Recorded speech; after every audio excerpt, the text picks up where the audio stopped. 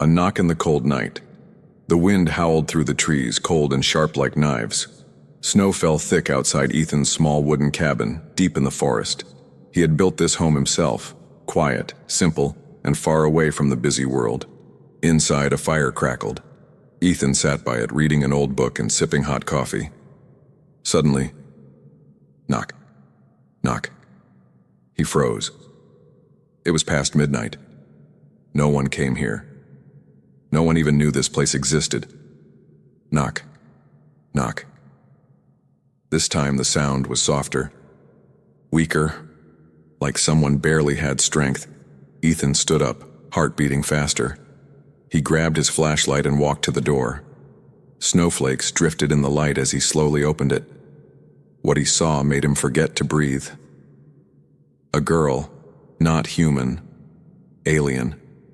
She was small, thin, and covered in torn rags that were barely clothes. Her skin was pale purple, her long hair wet and tangled with ice. She had no shoes. Her feet were bleeding in the snow. She looked up at him with glowing, tired eyes. And then, she collapsed. Ethan dropped to his knees. "Hey, hey, can you hear me?" he shouted, trying to shake her awake. She didn't respond. Her body was cold, too cold. Without thinking, he lifted her in his arms and carried her inside. He placed her near the fire, wrapped her in a thick blanket, and brought warm water. Her hands were icy and shaking. He checked her pulse. It was weak, but still there. Who was she? Where had she come from? He had never seen an alien up close before. Sure, the news said aliens lived on other planets, and some visited human spaceports. But this? A lone alien girl in a snowstorm knocking on his forgotten door. It made no sense. She stirred under the blanket. Her lips moved, whispering something in a language he didn't understand. "Easy now," Ethan said softly. "You're safe here." She looked at him, eyes wide with fear. She tried to sit up, but her body was too weak. She flinched when Ethan reached for her hand. "It's okay," he said again, holding his hands up. "I won't hurt you." Her breathing slowed. She watched the fire, eyes blinking fast as if trying to stay awake.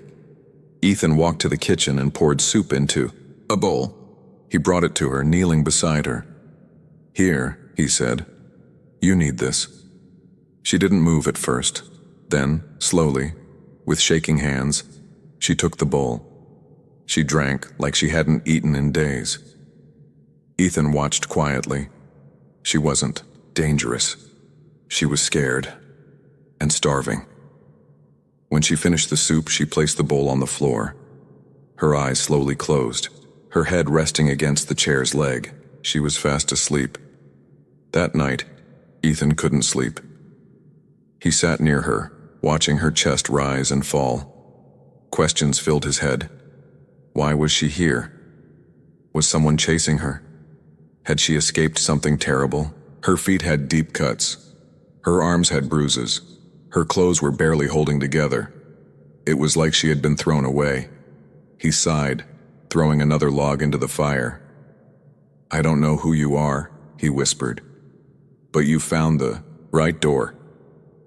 Morning came slowly, with gray light creeping through the frosted windows. Ethan cooked some eggs and bread. The girl was still asleep, curled up near the fire. She looked peaceful now, but Ethan saw the truth in her face, pain, fear, and exhaustion. When she woke, she jumped in fear, her hands ready to protect herself. "Hey, hey," Ethan said, raising his hands. "It's just me. You're okay." She looked around, confused. Then her eyes found the food. She reached for it, then stopped, waiting for permission. Ethan nodded. "Go ahead."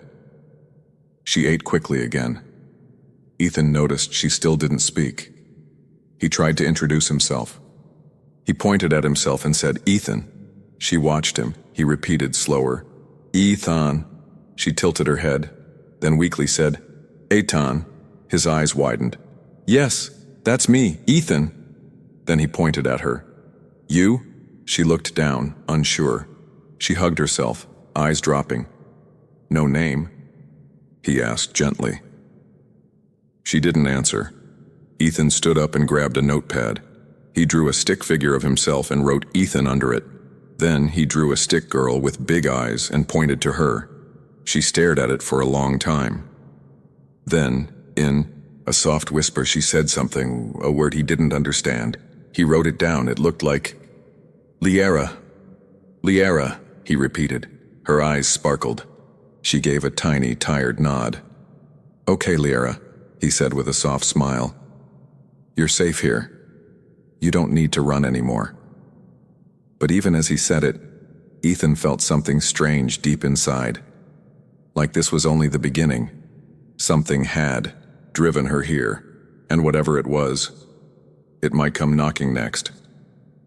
Lyra sat curled near the fire, wrapped in Ethan's thick blanket. She did not speak. Her arms were hidden under the fabric, her body still shivering a little from the cold. Her large glowing eyes kept moving, watching everything. She did not blink often. Ethan sat across the room, not wanting to scare her. The room was quiet. Only the crackle of fire filled the space between them. She looked more like a lost child than anything else, though she clearly wasn't human. Ethan tried to offer her a smile, but she didn't return it. Her fingers were thin and trembling as she held a warm cup of soup he had just poured. She sipped slowly, almost like she wasn't used to eating calmly. He noticed how she jumped slightly when the wind outside hit the windows too hard. Something about the way she flinched told him she was used to loud sounds meaning danger.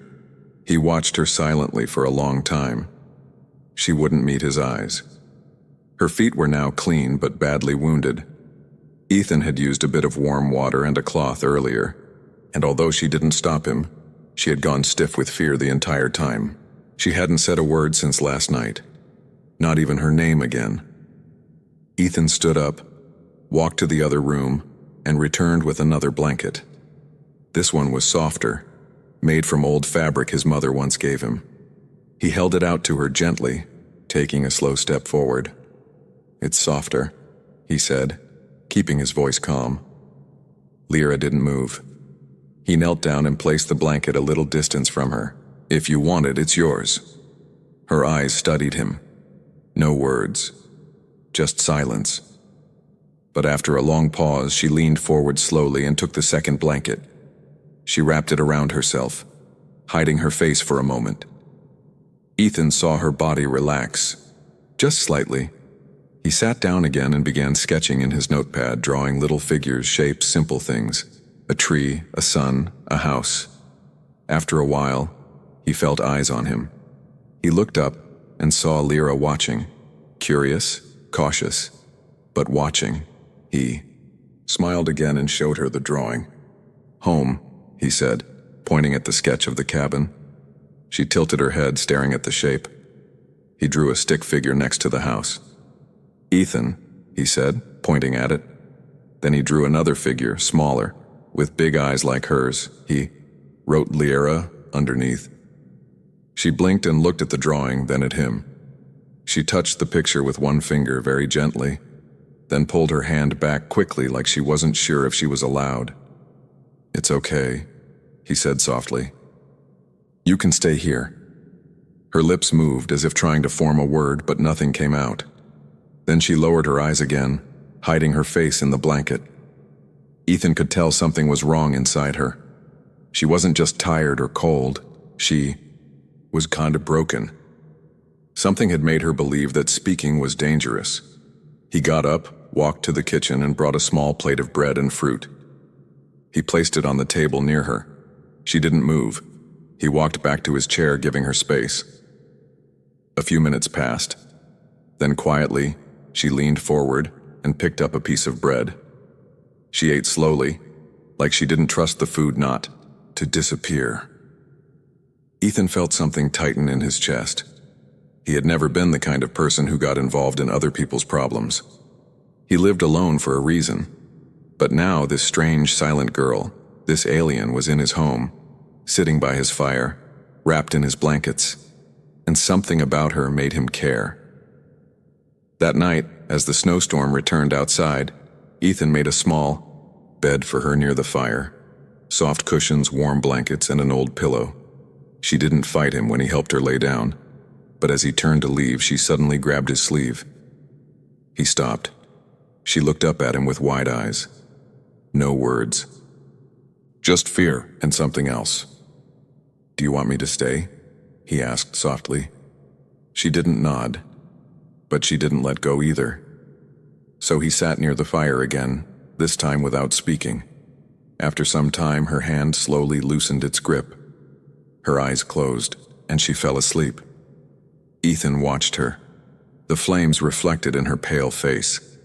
Her breathing became steady, peaceful even. But she was still holding the blanket tight like it was the only thing protecting her. He didn't know who she was. He didn't know what had happened to her. But he knew one thing now. She had no one, and for some reason, she had come to him. The next morning, Liara woke up crying. Her body trembled and her small fists clutched the blanket tightly. She didn't scream. She didn't speak.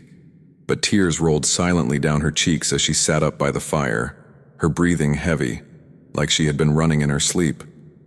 Ethan rushed from the kitchen when he saw her crouching beside her gently. "Liara." "Hey, it's okay," he said, voice low and calm. She didn't look at him. Her eyes were wide, lost in some memory far away.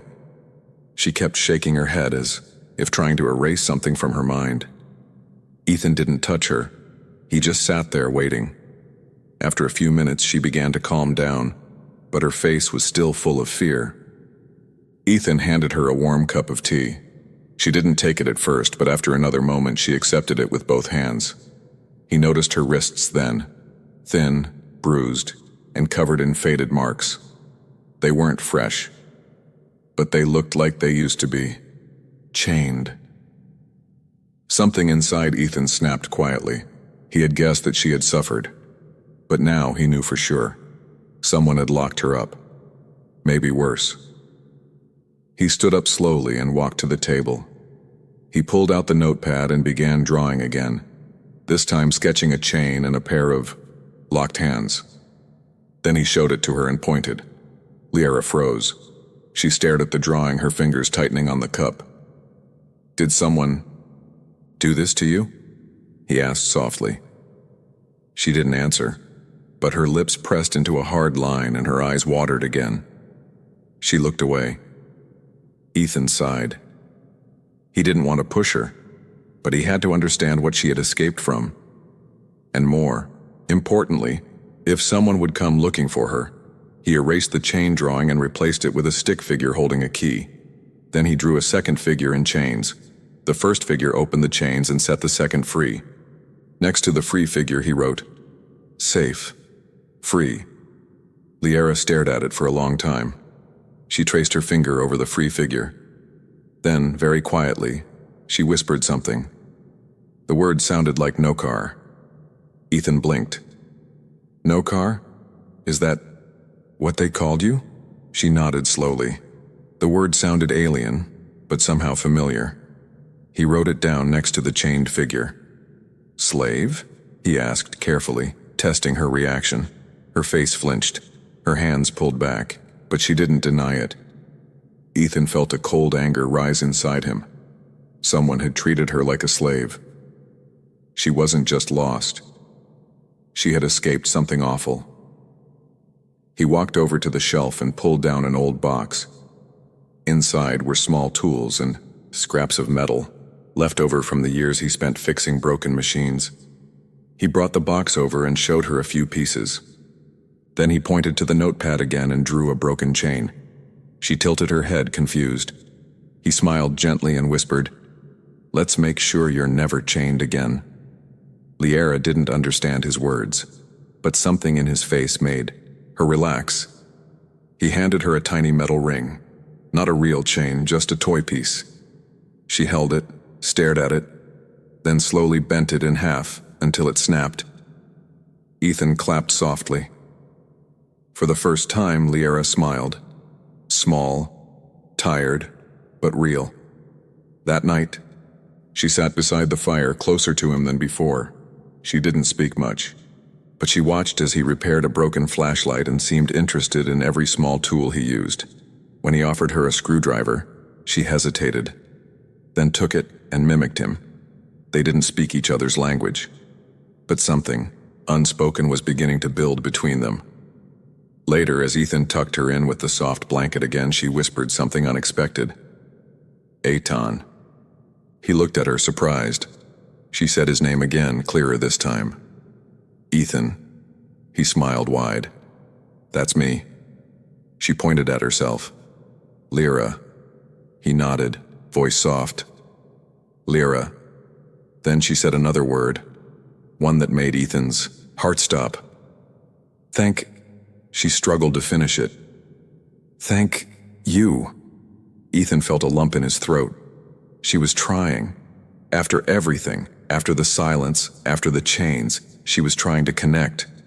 "You're welcome," he whispered, his voice cracking just a little. She smiled again, a little braver this time. But deep inside, Ethan knew something dark still lived in her past.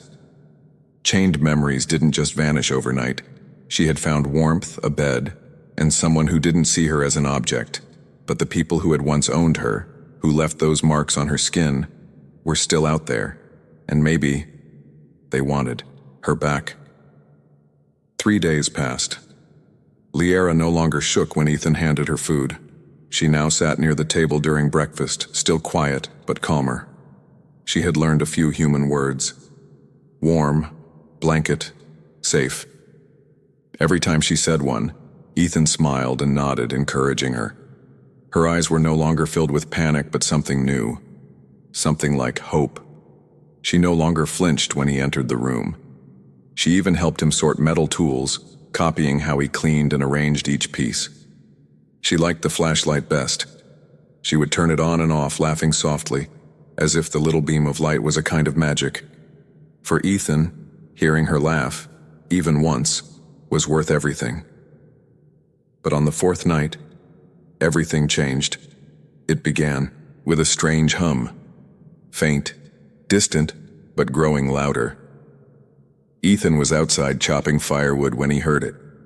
He looked up. The sky was dark, filled with slow-moving snow, but something unnatural glowed through the clouds. Lights. Moving lights. Not stars. Not aircraft. Something else. Ethan dropped the axe and ran back inside. "Lyra," he called. She was by the fire, playing with a screwdriver. When she saw his face, her smile faded. "They're here," he whispered, locking the door behind him. She didn't ask who. She knew. The humming grew louder. A deep vibration shook the windows. Lyra stood up, her body frozen. Ethan grabbed her hand and led her into the back room. He pulled open a trap door leading to the basement. "Hide here," he said. "Stay quiet." She shook her head, afraid to be alone. Ethan placed both hands on her shoulders. "I'll keep them out. You stay safe." She stared at him, then nodded. Slowly, she climbed down into the dark, cold space below. He closed the trap door, threw a rug over it, and turned off the lights. Then he waited. Seconds later, there was a knock. Not soft, not weak like hers had been, a heavy, loud knock that made the cabin walls shake. Ethan walked to the door but didn't open it. "Who's there?" he shouted. A cold voice answered, metallic and sharp. "We are looking for a unit. Female. Small. Escaped. She was seen on this planet. We traced her here." Ethan didn't answer. The voice continued. "We know you are inside. Human. This is not your concern. Give her to us." He kept his hand on the door, thinking fast. "There's no one here but me." A pause. Then the voice said, "Open, or we enter by force." Ethan slowly reached under the table and pressed a button on a hidden console, an old defense system he had set up years ago when he lived alone and feared thieves. It wouldn't kill anyone, but it would slow them down. Outside, something hissed, a strange sound of steam and metal grinding, and then, boom, they tried to break the door. The wooden cabin shook, but the old reinforced door held. The system activated. Red lights blinked on the porch. A loud alarm blared. Then silence. Ethan stood still, heart pounding. Then, the voice returned. "You protect a product that does not belong to you," he shouted back, anger rising in his throat. "She's not a product, she's a person." Another silence. Then the voice said one last thing before the sound of retreating steps faded into the night. "You have made an enemy. We will return." Ethan didn't move until the light in the sky disappeared completely. Only then did he open the trapdoor. Lyra sat inside, hugging her knees. When she saw him, she stood quickly. "Gone?" she asked in a small voice. He nodded. "For now." She climbed out, her legs shaking. Ethan sat beside her and she leaned into him, burying her face in his shoulder. "They hurt many," she whispered, her voice trembling. "Not just me." Ethan closed his eyes. He didn't want to imagine what she had seen, what she had lived through. He put his arm around her and pulled her close. "You're safe with me," he said. But in his mind, he knew it was a lie. They had found her. They would return, and this time, they wouldn't knock so gently. But Ethan wasn't going to give her up, not now, not ever. Whatever they were, whoever had once called her a slave, they would have to go through him first. The fire had gone cold by morning, but neither of them had slept. Lyra sat near the window, eyes empty, her knees pulled to her chest. She hadn't touched her breakfast. Ethan noticed her fingers trembling again, the way they used to when she first arrived. All the peace they had built in the last few days had shattered the moment those aliens knocked on his door. Ethan made tea and placed a cup beside her. She didn't look at it. She didn't look at him. She just stared outside, watching the snow fall like it was swallowing the world. He finally broke the silence.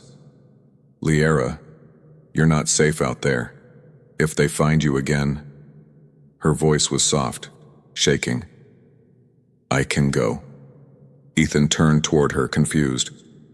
"What?" She looked at him, eyes wet. I can go if I'm a problem." The words hit him harder than any weapon could.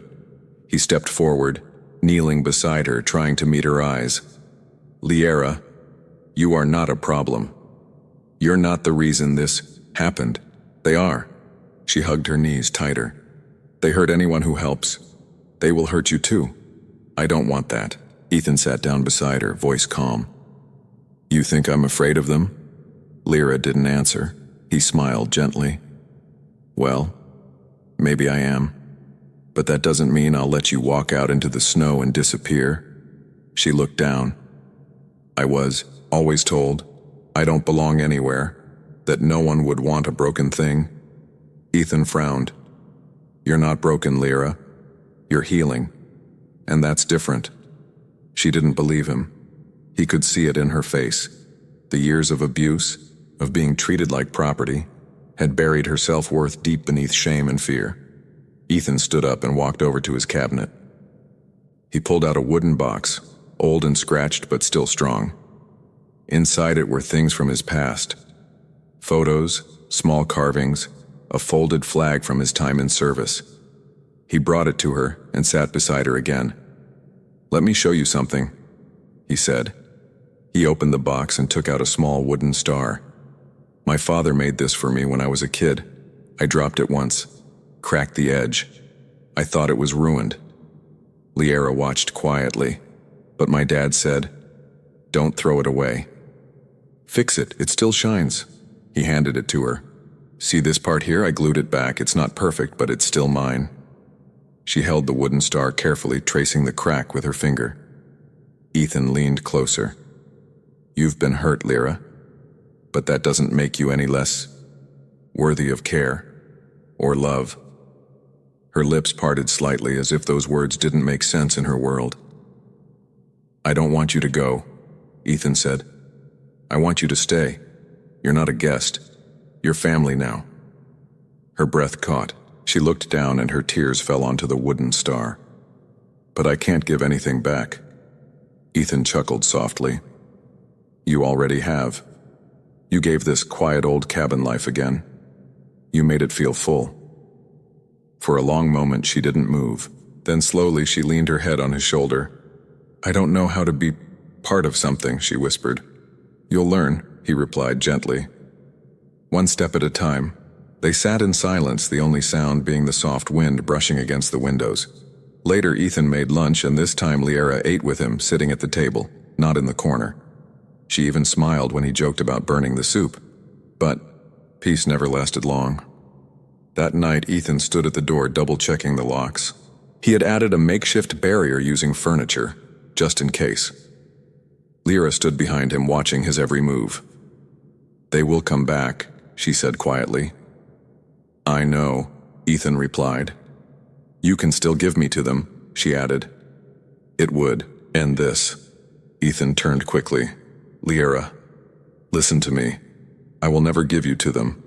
Not for peace, not for safety, not for anything. She looked at him. Something shifting in her eyes, something brave. You really mean that? He nodded without hesitation. You knock on my door that night for a reason. You don't have to keep running anymore. A tear rolled down her cheek, but this time she didn't wipe it away. She whispered, Then I stay. He smiled. Good. Because this house is not a home without you now. That night, Lyra slept in a proper bed for the first time. Ethan gave her his room and slept on the couch. She didn't protest, but just before she lay down, she touched the wooden star and placed it by her pillow, and for the first time since arriving, she slept without fear. Ethan sat on the porch, quietly watching the snow melt under the morning sun. Days had passed since the night those creatures came. He hadn't seen their lights again, but the memory stayed sharp. Lyra hadn't mentioned them since. She spoke a little more now. Her words were still broken, her voice soft, but she tried. Every time she spoke, it was like a fragile step into a world she'd never been allowed to live in. Inside the cabin, Lyra stood at the mirror. She touched her reflection gently as if she wasn't sure she belonged in the image. Her skin was no longer pale with cold. Her face had color now. Her bruises had faded. She wore Ethan's oversized clothes, rolled up to fit her. She didn't look like the creature who had knocked on his door that night. She looked like someone trying to be whole again. That day, something changed. Ethan was sorting old supplies when he found a music player. It was scratched and dusty but still worked. He handed it to Lyra with a small smile. It plays music. Want to hear? She nodded curiously. He played a soft tune, gentle, peaceful. Her eyes widened as the melody filled the room. Her fingers touched the speaker, her mouth slightly open in wonder. Pretty, she whispered. Ethan chuckled. Yeah. Pretty. Then she said something new. We had music before. He looked up. You did? She nodded slowly. Long ago. Before I was taken. Ethan set the player down and sat across from her. Do you want to tell me? She hesitated. Her fingers twisted the hem of her sleeve. She looked down for a long time. My name is not Lyra, she said finally. Ethan blinked. It's not? She shook her head. Lyra was name they gave me when I was sold. His chest tightened. Then what's your real name? She paused. Then she said something soft. A name full of vowels and strange sounds. Ethan couldn't repeat it perfectly. She smiled sadly. You can still say Lyra. It's okay. No, Ethan said firmly.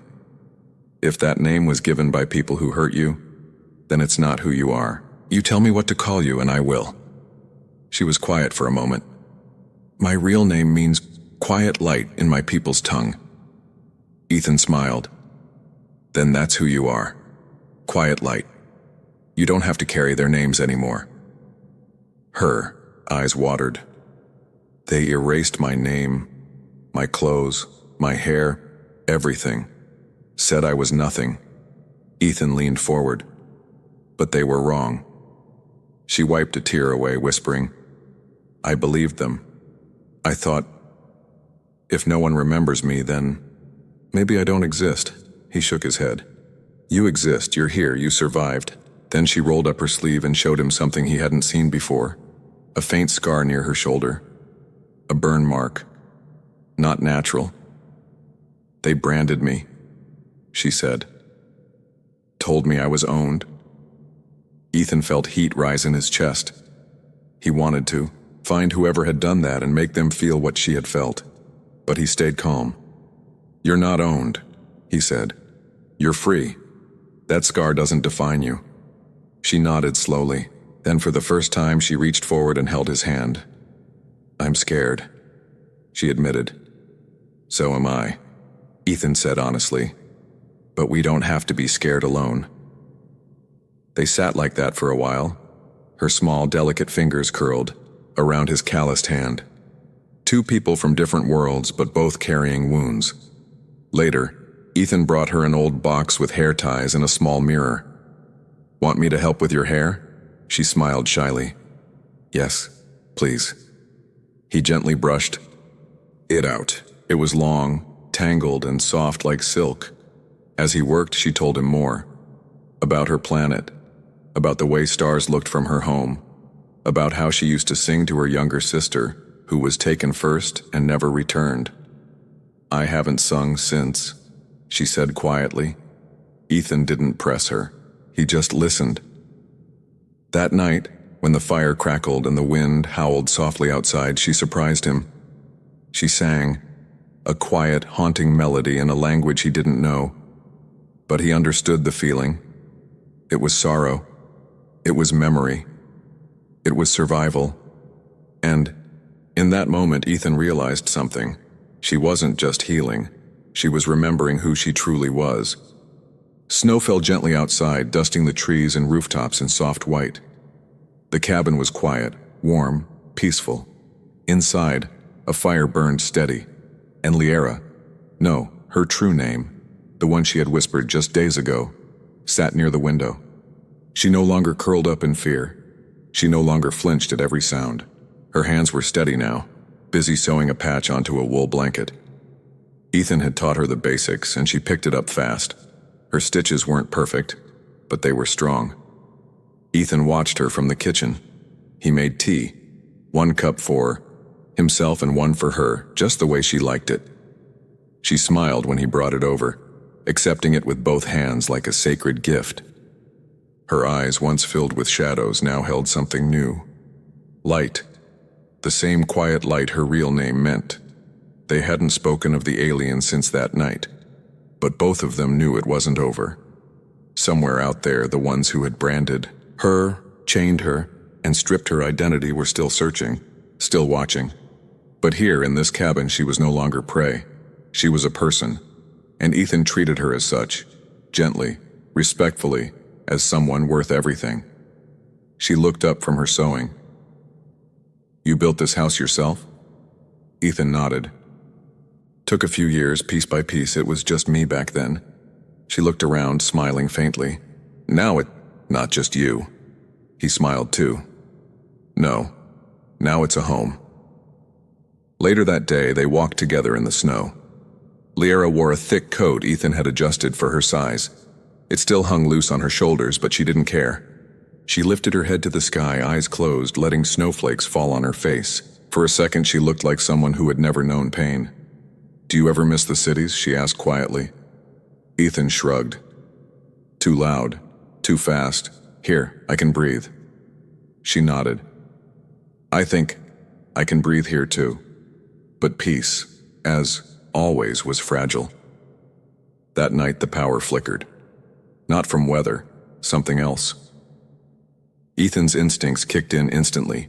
He grabbed his scanner, a basic but useful device that could pick up nearby signals. A red light blinked. Something was approaching. He turned to Liera. Basement, now. She didn't ask questions. She followed him without hesitation. He hid her beneath the trapdoor again, just like before. But this time, she didn't cry. She didn't shake. She simply looked at him and said, Don't let them take me. Ethan placed a hand on her cheek. They won't. Not while I'm alive. He shut the door and covered it. Then he waited. The knock came minutes later, hard, sharp, demanding. He opened it this time. Outside stood 3 figures. Tall, armored, alien. The leader stepped forward. "Return the asset, final warning." Ethan didn't move. "She's not an asset, she's not yours." "She is government property," the alien replied. "You are harboring a stolen life form." "No," Ethan growled. "I'm protecting a person."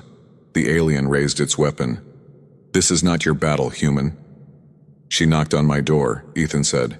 "That made it my battle." Before they could speak again, a quiet voice came from behind. "I'm not hiding anymore." Liara stepped into view. Ethan spun around. "Liara, no." She held up a hand. "It's okay." She walked past Ethan and stood in front of the aliens. Snow fell around her like a curtain of light. "I am not your property," she said. "You erased my name, but I remembered it. You took my freedom, but I found it again, and I will never go back." The aliens stood still. One reached forward. Ethan grabbed his tool blaster from his belt and aimed. "Touch her and I swear." But the alien paused. Something changed. It lowered its weapon. "Very well," it said. "If she speaks for herself, the law allows self-declaration." It stared at Liara. "But your name is struck from record. You have no place." Liara stood tall. "Then I'll make one. Here." The aliens turned without another word and vanished into the dark, their ship lifting into the sky. Silence returned. Ethan stood there, stunned. "You didn't have to come." "Out mine I did," she said. "This time I wanted to choose." Back inside the cabin, he poured her tea with shaking hands. She sat beside him, calm, peaceful, free. He looked at her. "You still want to stay?" She smiled. The same quiet, glowing smile that had melted ice from his heart. "You said something, once," she whispered, "that this wasn't just a house." He nodded. She reached for his hand. "Then let me stay forever inside." He didn't answer with words. He only squeezed her hand and never let go.